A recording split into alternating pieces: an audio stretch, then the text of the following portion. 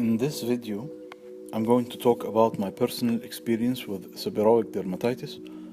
In no way do I imply or hint that what I'm going to say has scientific background. However, what I will go through today is what has worked with me. This video is dedicated to the soul of my cousin Dr. Yasser Meher, who passed away last February. God bless his soul, as he is the reason behind the fixing of my condition. I'll tell you how later. I got my first attacks of seborrheic dermatitis back in 2003, and I didn't know what it is until 2008. I first thought it was a very bad case of dandruff, to which I had to deal with on my own. It never occurred to me that this annoying dilemma is so common one. However, it needed doctor attention and medical prescription. Don't worry, I never went to one. I self-medicated. It was by pure coincidence that I found out what those flakes forming on my scalp really are. The gap between attacks started to shorten, and instead of getting an attack once every 2 months or so, I started getting attacks every month, and even worse, twice per month. And not only on my sides, on the sides of my head, it started to spread to my eyebrows, my sideburns, and my chin. I fought it with all the techniques prior to knowing what it was that I could possibly come up with. Anti-dandruff shampoos, mixing shampoos together, washing my scalp and face daily with soap, but it only got worse. Until that day when I finally did my research and found out that there is no final cure and that I had to live with it. The only thing that was written as treatment that worked with me was to put a lotion of salicylic acid when the attack happened. This treatment used to be a quick fix, which takes anywhere between 2 days to 5 days to work. I even resolved to shaving the entire of my head with a razor, as it seemed to me that hair growth worsened the situation. This too did not help with the condition that much. I turned to my cousin Dr. Yasser, a GP, and he was really a brilliant person with multiple talents. I asked him about my condition and he promised to look into it.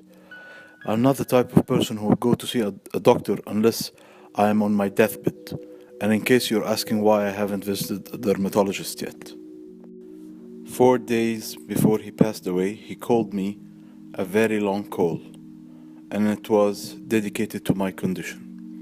I'm not going to go to the details of the call, but the summary of which is that I should not put any synthetic product on my head ever. He believed the condition to be a skin reaction to a specific type of or types of chemicals that could be common in products used on hair. He told me, God bless his soul, to try not to wash my hair with shampoos and soaps or any other thing for that matter. Instead, if I wanted to wash my hair, all I have to do is use the other side of the loaf I use on my body. And that's it. No soap, no shampoo, no hair products of any kind should touch my skin on my head. And if I get an attack, I should use normal vinegar or apple vinegar instead of salicylic acid, as he believed it's too powerful on the skin and that it caused skin irritation, which was true in a sense. I was very skeptic, and the hour-long conversation passed debating this. 4 days later, he died during his sleep for what we presume to be a heart attack. Anyway, I kept thinking that these were his last words with me, and out of respect I should try this solution out, as I don't have anything to lose anyway. For the first week, during taking showers, I used no shampoos, soaps, or any other facial cleaning product. The only thing I did was scrub my head very well with the other side of the loaf I use for my body when I shower. I got hit with an attack after an attack, and I combated it with normal vinegar. I used normal vinegar as the apple vinegar used to stink. In 3 weeks' times, I got a total of 4 attacks, or maybe one long attack with reoccurrences. It got so bad that I had to use salicylic acid after all. The good news is that I used it only once, and it was the last time I used it since. That's a month ago. Yes, finally, I've been without attacks for almost a month. Now, and this is the first time I lasted this long without using salicylic acid as a preventative measure since 2008. I'm not claiming that this would work for you.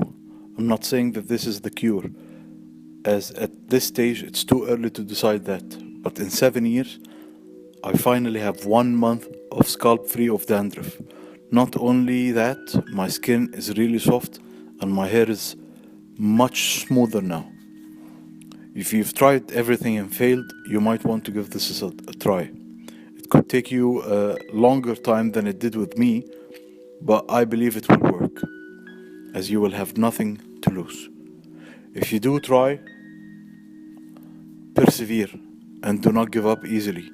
And please, once you get a final conclusion, share your experience with us. Thank you, and I hope this video has benefited you. And finally, God bless my cousin's soul. Thank you.